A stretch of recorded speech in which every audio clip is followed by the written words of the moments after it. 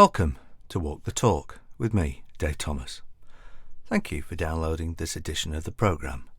I do hope you enjoy it. A change is as good as a rest, or so they say. It's a well-known saying that has been around for years. So much for change.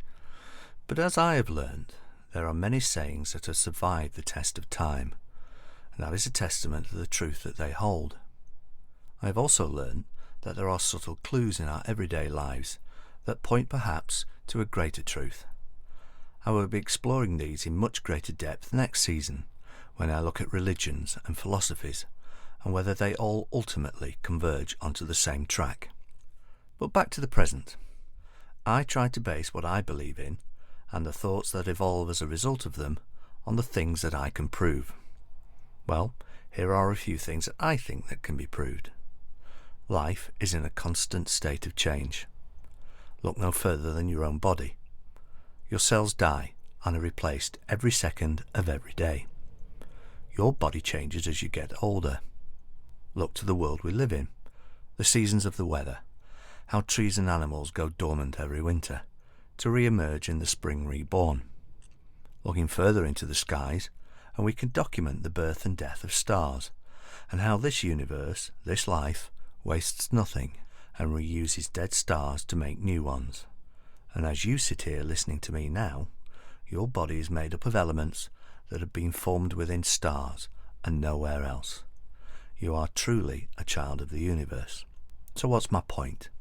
It is a tenet that change is a crucial part of life. Fact.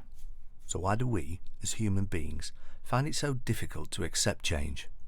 Well, that's an answer I'm less sure of. But here are some of my own thoughts. Ego. We like to think of ourselves as an end product. Why change perfection?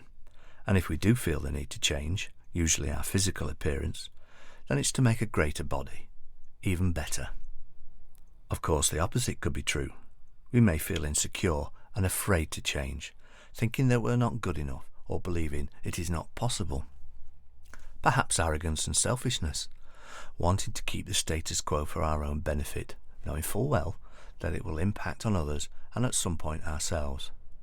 Perhaps protecting our own interest for as long as you can before you have to let it go. Or maybe your resistance to change is because of a bad experience where the final result was worse than the position you set off from. Whatever our resistance to change, I suspect there is a small voice within each and every one of us that is gently nagging us to do exactly that.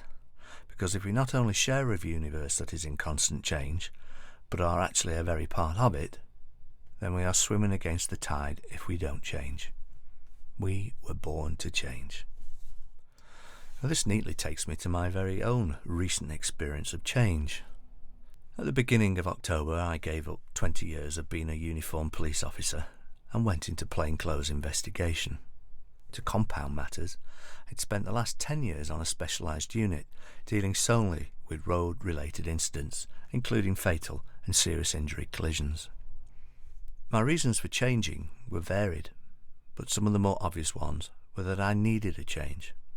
I was on a department where I pretty much knew everything there was to know. I was well known and well respected. I was going to incidents, usually on blue lights and sirens, where it no longer fazed me, no longer having that feeling in the pit of my stomach, which heightened my senses and gave me that slightly nervous feeling. I was becoming tired and, to be honest, not having the same passion I had when I joined the unit all those years ago. It was not fair on my colleagues, and I was certainly not being fair on myself. I loved what I was doing, but I knew I had to let it go. So I applied and was successful in joining my CID department. I left a unit where I knew everything to joining a unit where I knew nothing. In hindsight, I knew more than I thought I did, but at the time I almost became traumatised. Police work at the moment is relentless. The old stigmas about certain departments having an easy life are long gone. Having left one department to go on to another, where that accusation was often levelled, I can speak with some authority. The way you deal with a challenge is very much affected by how you feel about it and your own disposition. I joined my new unit with no desk, no drawers. Luckily, I had 20 years behind me to know that this wasn't personal. It's just the job. But imagine if my perception of it was personal.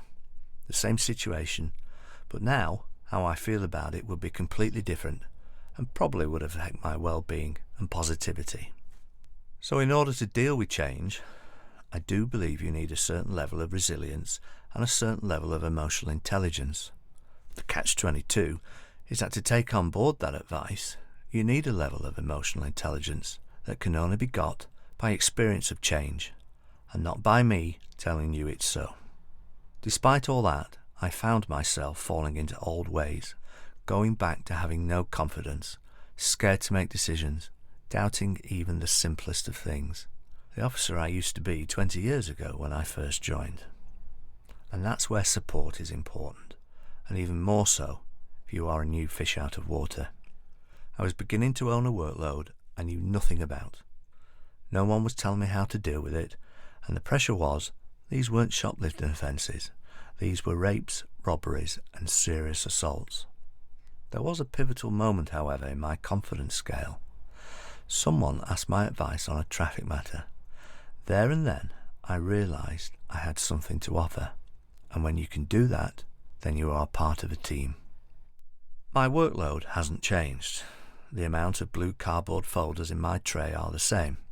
I am adapting to the new regime, the way we work, not the same as how I used to work. I have learnt to survive because I have had to change. But how did I feel about that change? Frightened, alone, with no familiar friends to guide me, team members frazzled with their own workload, unable to help unless asked. But how I feel about my experience, I now realise, is wholly dependent on me. That pile of files in my tray will not go away. How I feel about them will not make them go away. But how I feel about them will affect how I deal with them. So whether you're a supervisor or a foot soldier, the outcome is the same. And how you feel about change is uncomfortable. So I've learnt to allow myself to feel uncomfortable, to feel like a fish out of water, feel like you were that new employee when you first joined. Whether you're changing a department, holding the same rank, or hoping to progress up a rank, don't try to stamp down on those feelings you have since forgotten about. There are lessons hidden within those experiences that through familiarity we have forgotten. And it's natural to feel this way. World-famous performers still suffer from crippling stage fright. So, I think the secret is to keep going. Sometimes with baby steps, but keep going. That's when you learn to rely on the strength you didn't know you had.